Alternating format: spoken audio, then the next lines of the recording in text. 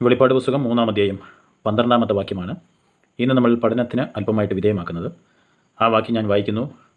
ജയിക്കുന്നവനെ ഞാൻ എൻ്റെ ദൈവത്തിൻ്റെ ആലയത്തിൻ്റെ ഒരു തൂണാക്കും. അവൻ ഒരിക്കലും അവിടെ നിന്ന് പോകുകയില്ല.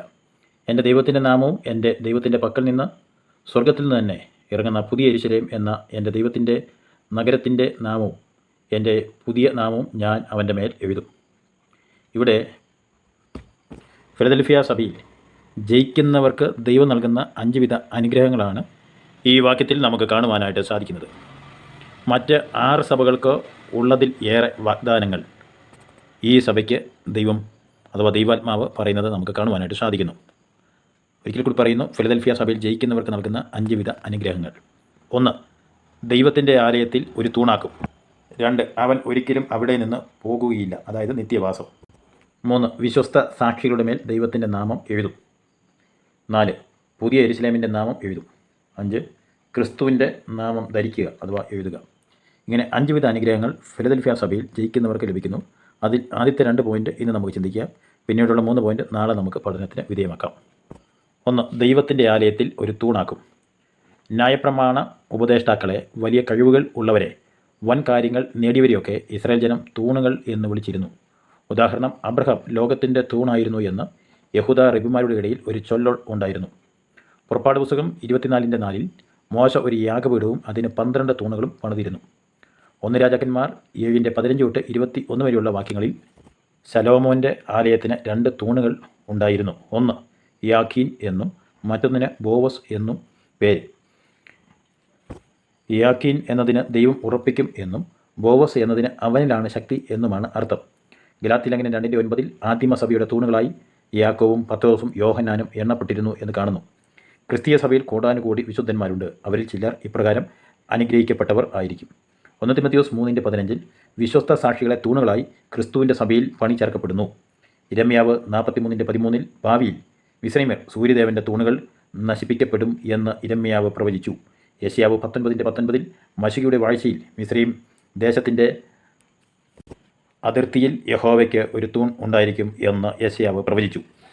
ഇവിടെ ഫിലദൽഫിയ സഭയോട് പറയുന്നു, ജയിക്കുന്നവനെ ദൈവത്തിൻ്റെ ആലയത്തിൽ തൂണാക്കും. പുരാതന പട്ടണമായ ഫിലദൽഫിയയിൽ പലപ്പോഴും ഭൂകമ്പങ്ങൾ ഉണ്ടായിട്ടുണ്ട്.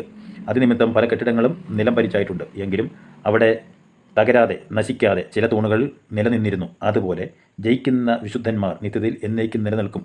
മറ്റൊരർത്ഥത്തിൽ പറഞ്ഞാൽ ഈ തൂണുകൾ വിശുദ്ധന്മാരുടെ സ്ഥാനം, പദവി, പ്രവൃത്തി, മാഹാത്മ്യം എന്നിവയെ സൂചിപ്പിക്കുന്നു.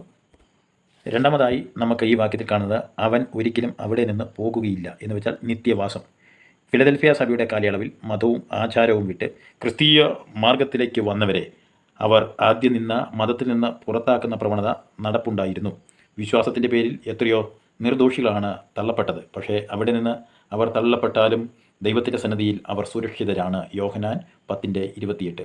നിരന്തരം ഭൂകമ്പങ്ങൾ ബാധിച്ച ഫിലദൽഫിയ നഗരവാസികൾ ഭൂകമ്പത്തെ ഭയന്ന് പുറത്തു പോകുക പതിവായിരുന്നു. ഈ ഭൂമി ഇളകുന്ന ഭൂമിയാണ്. യെശയ്യാവ് 24:18-20 വരെയുള്ള വാക്യങ്ങൾ നമ്മൾ വായിക്കുമ്പോൾ, പേടി കേട്ട് ഓടിപ്പോകുന്നവർ കുഴിയിൽ വീഴും, കുഴിയിൽ നിന്ന് കയറുന്നവർ കണിയിൽ അകപ്പെടും, ഉയരത്തിലെ കിളിവാതിലുകൾ തുറന്നിരിക്കുന്നു, ഭൂമിയുടെ അടിസ്ഥാനങ്ങൾ കുലുങ്ങുന്നു, ഭൂമി പൊടിപൊടി പൊട്ടുന്നു, ഭൂമി കിറുകിറ കീറുന്നു, ഭൂമി കിടുകിട കിടുങ്ങുന്നു, ഭൂമി മത്തനെ പോലെ ചാഞ്ചാടുന്നു, കാവൽമാടം പോലെ ആടുന്നു, അതിൻ്റെ അകൃത്യം അതിൻ്റെ മേൽ ഭാരമായിരിക്കുന്നു, അത് വീഴും, എഴുന്നേൽക്കുകയില്ല. ഹഗ്ഗായി 2:6 സൈന്യങ്ങളുടെ യഹോവ ഇപ്രകാരം അരുളി ചെയ്യുന്നു, ഇനി കുറഞ്ഞു വന്നിട്ട് കഴിഞ്ഞിട്ട് ഞാൻ ആകാശത്തെയും ഭൂമിയെയും കടലിനെയും കരയെയും ഇളക്കും. 2 പത്രോസ് 3:10 കർത്താവിൻ്റെ ദിവസമോ കള്ളനെ പോലെ വരും. അന്ന് ആകാശം കൊടുമുഴക്കത്തോടെ ഒഴിഞ്ഞുപോകും, മൂലപദാർത്ഥങ്ങൾ കത്തിയൊഴിയും, ഭൂമിയും അതിലുള്ള പണികളൊക്കെയും വെന്തുപോകുകയും ചെയ്യും. ഇതിൻ്റെ എല്ലാ നടുവിൽ ദൈവം സ്ഥാപിച്ച നഗരം സുരക്ഷിതമാണ്, ഇളകുകയില്ല. ഇബ്രായലേഖനം 12:28 ആകയാൽ ഇളകാത്ത രാജ്യം പ്രാപിക്കും.